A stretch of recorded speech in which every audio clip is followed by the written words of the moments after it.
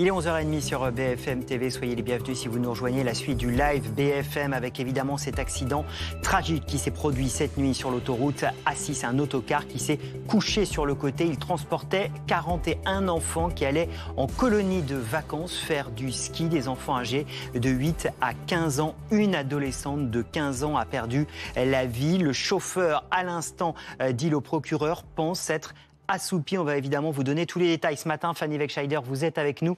Que sait-on précisément de cet accident ? Eh bien, la préfecture de Côte-d'Or a rapidement communiqué ce matin pour préciser déjà le lieu de l'accident.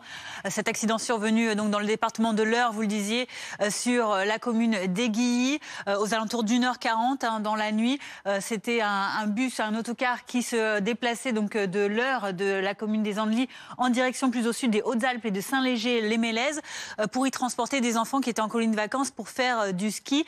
À bord de cet autocar, il y avait 51 personnes, 10 adultes, dont le chauffeur, 41 enfants également. Précision rapide du préfet de Côte-d'Or.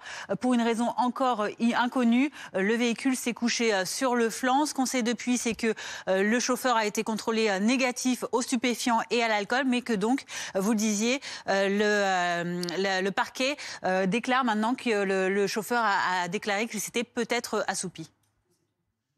Eh bien, il est lourd. On sait donc qu'il y a une adolescente qui a perdu la vie. Précision du ministre des Transports ce matin sur la plateforme X. Un accident de car a pris la vie d'une adolescente de 15 ans. Voilà pour l'âge de la victime. C'est une tragédie, dit-il. Il présente ses plus sincères condoléances à la famille et aux proches de la victime. Il y a également 12 blessés dans ces passagers, 11 blessés légers, dont 5 majeurs et 6 mineurs, et un blessé adulte grave, mais sans pronostic vital engagé. Les secours ont rapidement été mobilisés sur place, forcément, conséquemment. 70 pompiers, 43 engins déployés.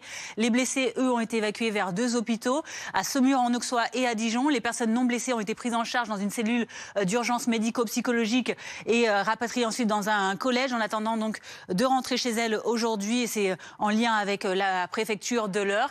Et enfin, l'assistance a été déclenchée également au niveau de la préfecture de Côte-d'Or, avec un plan nombreuses victimes déclenché, ainsi qu'un centre opérationnel départemental et l'ouverture d'une cellule d'information des familles en préfecture pour pouvoir donner les premières informations. Merci beaucoup Fanny pour toutes ces explications.